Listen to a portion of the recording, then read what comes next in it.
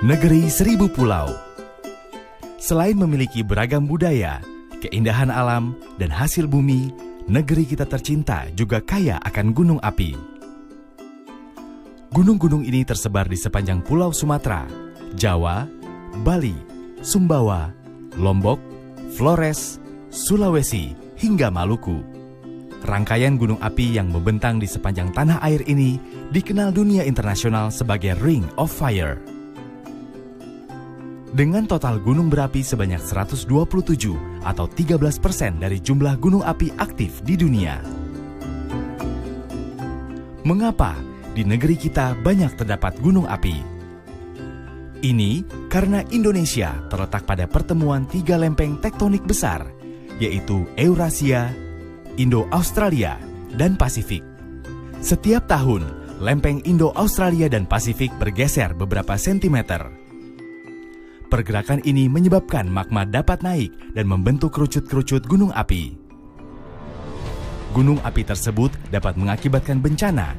Contohnya peristiwa erupsi Gunung Tambora di Pulau Sumbawa, tepatnya di Kabupaten Bima, Nusa Tenggara Barat pada April 1815. Ini merupakan erupsi gunung api terdahsyat yang pernah melanda Indonesia. Selain menelan lebih dari 92.000 korban jiwa, erupsi gunung api ini juga mengakibatkan perubahan iklim. Erupsi yang tak kalah dahsyatnya terjadi pada Gunung Krakatau yang berada di Selat Sunda. Gunung yang meletus pada Agustus 1883 itu memicu gelombang tsunami dan mengakibatkan lebih dari 36.000 orang meninggal. Ini hanya 2 kasus erupsi gunung yang terjadi di Indonesia. Masih banyak contoh erupsi gunung api seperti Gunung Merapi, Gunung Kelut, dan Gunung Sinabung. Lalu apa sebenarnya yang membuat gunung api mengalami erupsi? Erupsi gunung ini terjadi karena magma yang tersimpan di kawah yang berada di dalam gunung api menyembur keluar akibat tekanan dan suhu yang tinggi. Dalam keadaan seperti ini, ada banyak bahaya yang bisa mengancam keselamatan penduduk di sekitarnya. Yang pertama adalah aliran piroklastik atau awan panas. Masyarakat lokal di kawasan Gunung Merapi sering menyebutnya sebagai wedus gembel. Awan panas yang berembus dari puncak gunung ke dataran rendah atau lembah ini memiliki kecepatan hingga ratusan kilometer per jam dengan jangkauan aliran mencapai puluhan kilometer. Suhu udara yang dihembuskan oleh awan panas dapat mencapai ratusan derajat Celcius. Kedua adalah leleran lava. Ini merupakan bahan vulkanik cair yang panasnya juga mencapai ratusan derajat Celcius. Tak pelak, semua yang dilaluinya akan hangus terbakar. Ketiga adalah jatuhan piroklastik berupa lontaran material vulkanik sampai hujan abu. Jika tidak diantisipasi, lontaran material vulkanik ini dapat mengakibatkan korban jiwa. Sementara itu, hujan abu dapat menimbulkan sakit mata dan infeksi saluran pernapasan, kerusakan lahan, dan mengubah cuaca. Bagi dunia penerbangan, hujan abu ini juga bisa merusak mesin pesawat yang berakibat pada tertundanya jadwal penerbangan. Keempat, saat erupsi, gunung api juga dapat mengeluarkan lahar erupsi. Ini terjadi pada gunung api yang mempunyai danau kawah. Lahar erupsi berupa air, lumpur, pasir, dan kerikil ini akan mengalir ke lereng hingga lembah gunung. Yang patut diwaspadai saat erupsi gunung api adalah gas vulkanik beracun. Pada umumnya, gas beracun yang dikeluarkan antara lain karbon monoksida atau CO, karbon dioksida atau CO2, hidrogen sianida atau HCN, hidrogen sulfida atau H2S, dan belerang dioksida alias SO2. Sedangkan bahaya tidak langsung dari erupsi gunung api adalah lahar hujan. Ini terjadi apabila material hasil erupsi gunung api yang diendapkan di sekitar puncak dan lereng terangkut oleh hujan atau air permukaan melalui lembah atau sungai. Aliran lahar berupa lumpur yang sangat pekat ini dapat menyapu apa saja yang dilaluinya. Dengan begitu banyak faktor yang bisa mengancam keselamatan jiwa saat terjadi erupsi gunung api, pemerintah terus berupaya dengan berbagai cara untuk meminimalisasi jatuhnya korban. Salah satunya dengan membagi tingkatan kawasan berdasarkan sejarah kejadian dan identifikasi potensi ancaman bahaya gunung api yang disebut dengan kawasan rawan bencana atau KRB. KRB 3 merupakan kawasan yang sangat berpotensi terlanda awan panas, aliran lava, guguran lava, lontaran batu pijar, dan atau gas beracun. KRB 2 merupakan kawasan yang berpotensi terlanda awan panas, aliran lava, lontaran batu pijar, guguran lava, hujan abu lebat, hujan lumpur panas, aliran lahar, dan atau gas beracun. Lalu, KRB 1 merupakan kawasan yang berpotensi terlanda lahar, tertimpa material jatuhan berupa hujan abu dan atau air dengan keasaman tinggi. Untuk penetapan status aktivitas gunung api, pemerintah memberikan 4 tingkatan. Level 1 atau normal, artinya gunung api tidak memperlihatkan adanya kelainan yang membahayakan. Level 2, waspada. Di level ini, aktivitas gunung api mengalami kelainan baik secara visual maupun instrumental dan gejala vulkanik lainnya. Level 3, siaga. Pada tingkatan ini, perubahan aktivitas gunung api cenderung diikuti erupsi. Level 4, awas. Ini merupakan tingkatan paling tinggi dan biasanya diikuti dengan erupsi. Sebenarnya, masyarakat juga bisa melakukan pantauan sendiri terhadap aktivitas gunung api dengan melihat tanda-tanda alam yang terjadi. Antara lain, adanya bau belerang atau terdengar gemuruh dengan radius hingga lebih dari 1 km. Terjadinya perubahan warna asap kawah, air danau kawah berubah jadi keruh. Terlihat titik api diam di puncak atau kawah. Lalu, adanya hujan abu tipis dan guguran batuan atau lava pijar dari puncak. Jika tanda-tanda itu terlihat, langkah pertama yang harus dilakukan adalah tetap tenang dan tidak perlu panik. Namun, kita harus selalu waspada dan mendengarkan informasi dan arahan dari pemerintah atau instansi berwenang. Erupsi gunung api merupakan gejala alam yang bisa terjadi kapan saja dan tak dapat dicegah. Namun, kita bisa meminimalisasi dampak yang ditimbulkannya dengan selalu siaga dan membekali diri dengan pengetahuan yang memadai tentang karakteristik gunung api. Mari kita kenali ancaman erupsi gunung api agar menjadi masyarakat yang tangguh menghadapi bencana.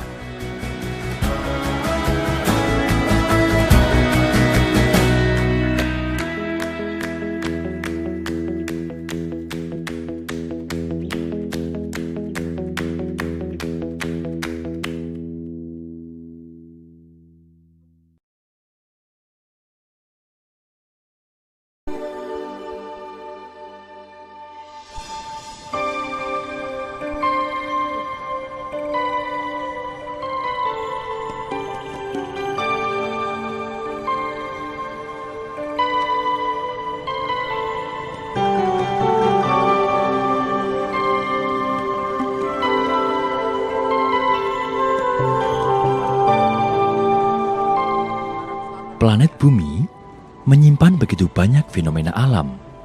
Salah satunya adalah gunung api.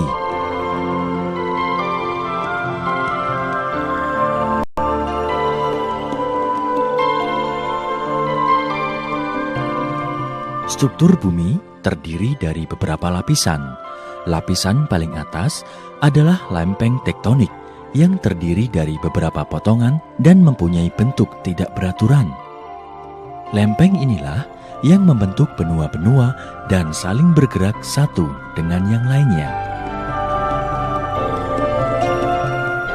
Gerakan lempeng tersebut bisa saling mendekat, menjauh, atau bergeser secara horizontal. Gunung api adalah hasil aktivitas magma yang naik ke permukaan bumi dan biasanya terbentuk pada batas-batas lempeng yang bergerak.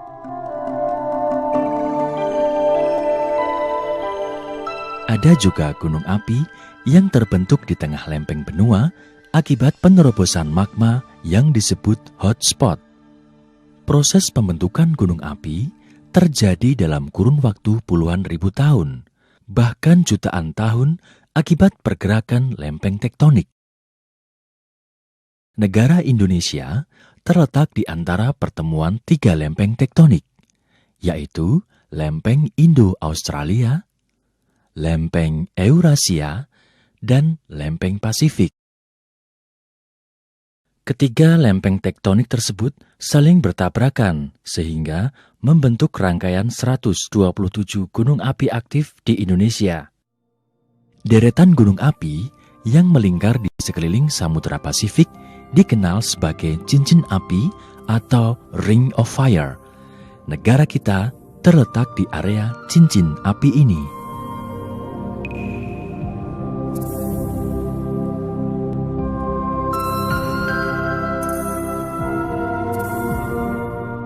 Berdasarkan struktur luar atau morfologinya, gunung api dapat dibagi atas 3 bentuk, yaitu: pertama adalah bentuk gunung api perisai. Bentuk ini terjadi karena magma encer keluar dari pipa kepundan berdiameter lebar, khususnya keluar dari rekahan. Jenis ini dijumpai di Amerika Serikat, Islandia, dan Kolombia.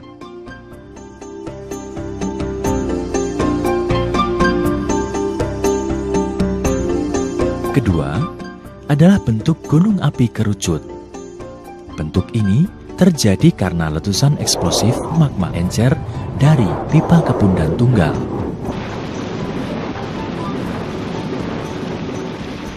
Ketiga, bentuk stratovolcano atau gunung api komposit.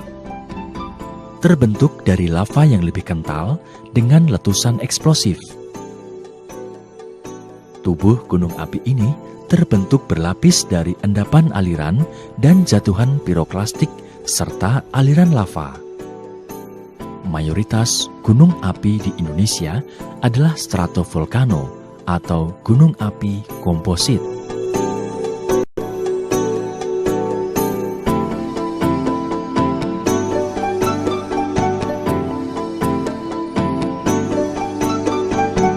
Proses gunung api meletus biasanya dimulai dengan pergerakan magma untuk naik ke permukaan, karena dia mempunyai densitas atau berat jenis yang lebih ringan daripada batuan. Kemudian dia itu panas dan dia tersusun dari cairan, kemudian ada gasnya, kemudian ada kristalnya yang berbentuk solid, sehingga dia mempunyai kecenderungan untuk naik ke atas. Ada 2 sifat erupsi gunung api yang dipengaruhi oleh jenis magma, kandungan gas, dan sistem vulkanik dari gunung api. Pertama, erupsi efusif, yaitu keluarnya magma dengan kecepatan yang lambat dan bergerak menyebar karena kandungan gas dan silikanya rendah. Kedua, erupsi eksplosif, yaitu keluarnya magma dengan arah letusan vertikal tanpa diawali dengan pembentukan kubah lava, karena kandungan gas dan silikanya tinggi.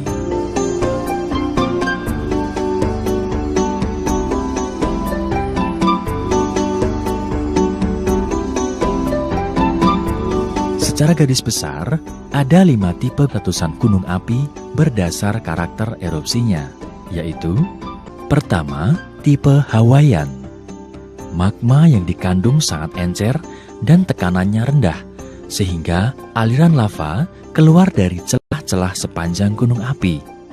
Gunung api ini banyak ditemukan di Hawaii.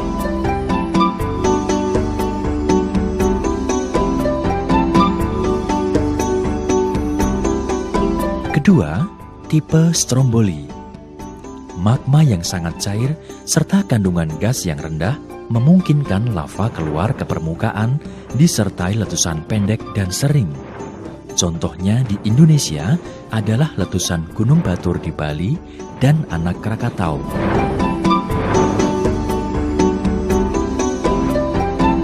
Ketiga, tipe vulkanian. Letusannya kecil hingga sedang, membentuk kolom letusan kurang dari 20 km dan berlangsung beberapa menit. Letusannya eksplosif, melontarkan bom vulkanik yang berasal dari magma. Contoh letusan semacam ini adalah Gunung Rinjani. Keempat, tipe surtsean. Sangat dramatis karena pengaruh interaksi air laut terhadap erupsinya dan melahirkan sebuah pulau baru. Walaupun magmanya basaltik, letusannya eksplosif karena tekanan uap air yang terjebak di dalamnya. Nama ini diambil dari Gunung Surtsey di Atlantik Utara yang meletus pada tahun 1967. Kelima, tipe Plinian.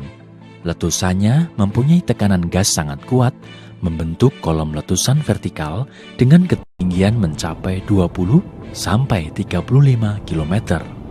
Magmanya asam dan sifatnya sangat kental. Letusan tipe ini bersifat merusak, bahkan bisa mempengaruhi iklim di bumi. Contohnya adalah Gunung Tambora dan Krakatau.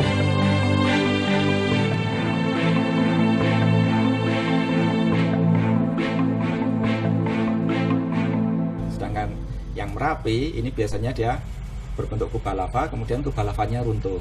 Yang akan menghasilkan disebut aliran piroklastik, yang orang awam menyebutnya sebagai wedus gembel. Erupsi yang di tahun 2010 ini yang sedikit berbeda karena ada letusannya.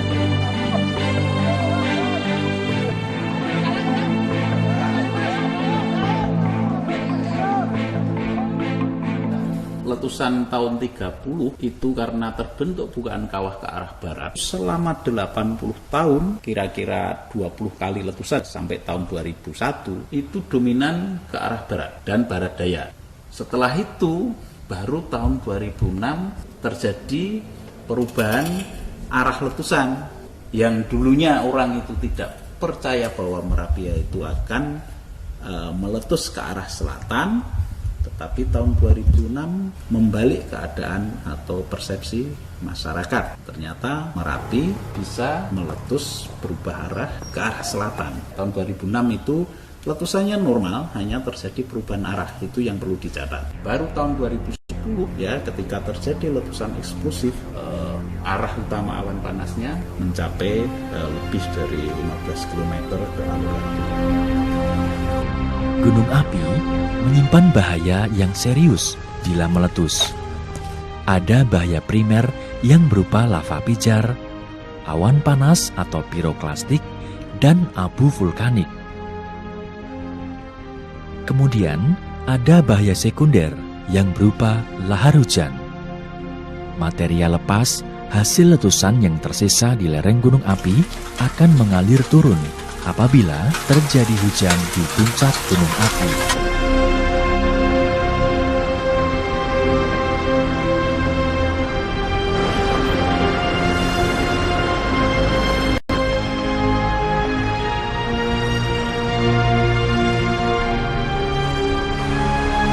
Berikutnya adalah bahaya tersier, yaitu rusaknya lingkungan, bahkan hingga matinya mata air yang ada di sekitar gunung api.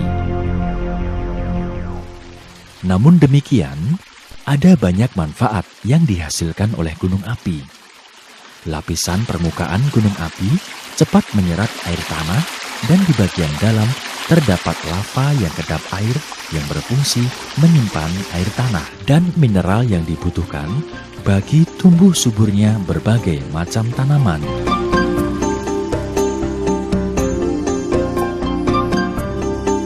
Di dalam perut gunung api dihasilkan uap panas bumi dan bahan tambang yang melimpah.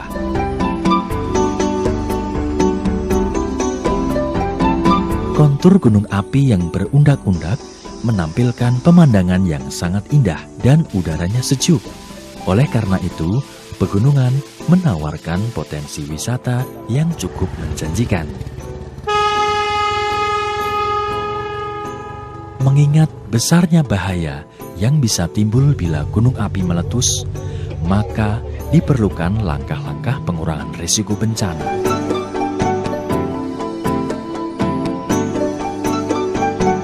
Untuk cuaca cerahnya nihil. Apakah dari pos ngepos bisa Pemantauan gunung api secara berkelanjutan dengan peralatan canggih serta berbagai bentuk proses penyadaran masyarakat merupakan langkah preventif demi meminimalisir korban yang ditimbulkan oleh letusan gunung api. Mestinya demikian, karena untuk mengenal dan mendeteksi gejala alam yang kadang-kadang sangat halus itu di luar kemampuan indera manusia. Untuk mengetahui aktivitas, maka alat yang paling bisa diandalkan saat ini adalah seismometer atau seismograf yang biasanya ditempatkan di lereng gunung api. Di dalam memberikan peringatan dini, prediksi harus didukung oleh data-data pemantauan yang aktual. Ada pemantauan visual untuk melihat apakah sudah ada deformasi, apakah daerah puncak itu sudah membumbung atau mengembang. Kubah ini itu terjadi akumulasi tekanan. Kalau terjadi akumulasi tekanan, itu akan menyebabkan perubahan bentuk tubuh gunung ini. Nah, tahun 2006, tahun 2010 itu kebetulan reflektor di lereng selatan itu yang mengalami perubahan paling besar. Kemudian BPTK juga melakukan pemantauan geokimia. Karena pada waktu gunung api ini aktif, maka gas yang dikeluarkan oleh gunung api itu juga akan bertambah. Dan ini juga dipantau oleh BPTK dengan peralatan yang ada. Nah, kami ini hanya menerjemahkan data-data yang terekam oleh alat. Ya, bisa salah, tetapi bisa juga benar. Ya, tetapi itu sesuatu yang objektif. Ya, kalau salah, bukan alatnya yang salah, tetapi manusianya lah yang salah di dalam menerjemahkan data menjadi informasi dan menjadi peringatan dini.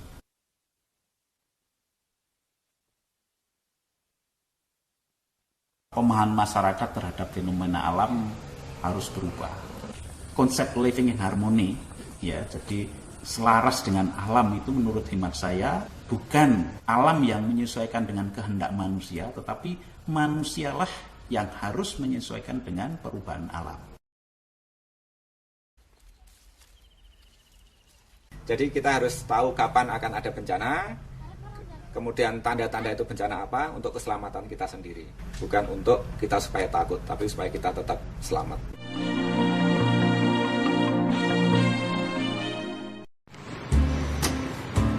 Oke, kembali lagi bersama channel Kenapa Sih? Kalian pasti pernah melihat atau membaca berita di berbagai media tentang gunung berapi yang meletus. Tentunya tidak semua dari kita mengerti bagaimana proses yang terjadi sehingga gunung berapi bisa meletus. Satu hal yang harus kita ketahui bahwa di dalam perut bumi ada lapisan magma yang disebut dengan dapur magma. Magma adalah batuan yang masih dalam bentuk cair yang terdiri dari larutan silika yang bersuhu tinggi. Suhu magma ini bisa mencapai 1000 derajat Celcius. Suhu yang sangat panas di dalam perut bumi tersebut akan membuat tekanan udara menjadi sangat besar, dan ketika tekanan di perut bumi sudah sangat besar, maka isi perut bumi tersebut akan dikeluarkan. Mengeluarkan magma dengan letusan gunung berapi adalah salah satu mekanisme alamiah bumi. Hal ini terjadi untuk menjaga keseimbangan perut bumi agar tetap sehat.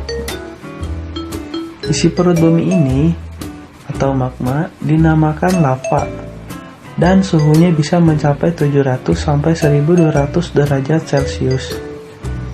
Ketika lava masih encer, lava ini akan mengalir turun bersama dengan air sungai, Sedangkan lava yang lebih kental biasanya akan segera membeku setelah keluar dari perut bumi. Itulah sebabnya kita sering melihat bebatuan yang ada di sekitar pegunungan. Batuan itu adalah lava yang sudah membeku. Selain lava gunung berapi yang meletus juga mengeluarkan material lainnya, yaitu awan dan abu panas.